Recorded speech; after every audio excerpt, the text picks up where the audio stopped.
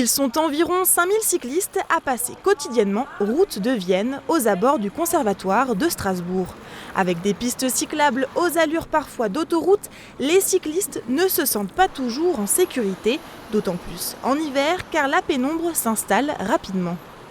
Je pense que de tout le monde, les cyclistes, on est un peu les moins respectés parce que s'il n'y a pas de piste cyclable, soit on se met sur la route, soit on se met sur le trottoir. On n'est jamais vraiment accepté, du coup on ne sait pas trop où se mettre. Alors la nuit, je suis très prudente parce qu'en fait il y a beaucoup de cyclistes sans lumière. Les piétons qui regardent le téléphone plutôt que de regarder les trottoirs ou la chaussée, c'est compliqué.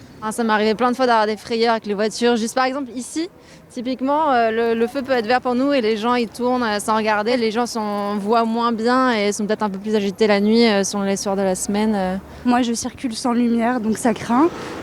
Du coup je vais très doucement, je respecte plus les feux. C'est vrai que moi je préfère me balader en ville là où il y a de la lumière.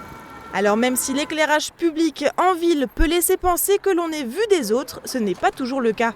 Selon le code de la route, 13 équipements sont obligatoires pour la sécurité du cycliste. Cela va de la sonnette au réflecteur, en passant par les lumières avant et arrière.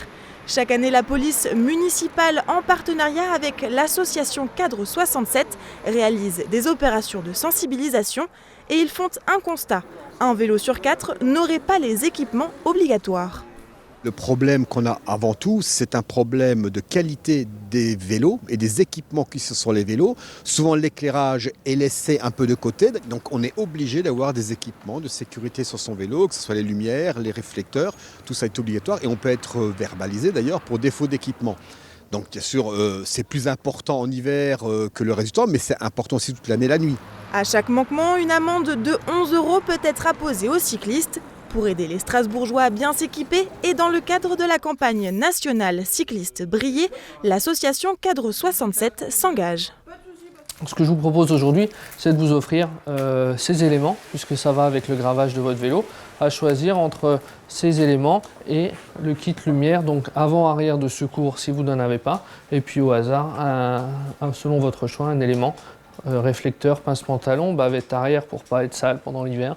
Voilà, je vous laisse choisir. Super. Cette année encore, par leurs actions en entreprise ou dans le milieu scolaire, l'association a pu vérifier 5000 vélos et environ 10% devaient être mis en règle. Mais Cadre 67 tire la sonnette d'alarme et pointe un problème survenant avant même l'utilisation du deux roues. On met un petit peu la pression au niveau de l'État et des collectivités pour rendre cet équipement obligatoire.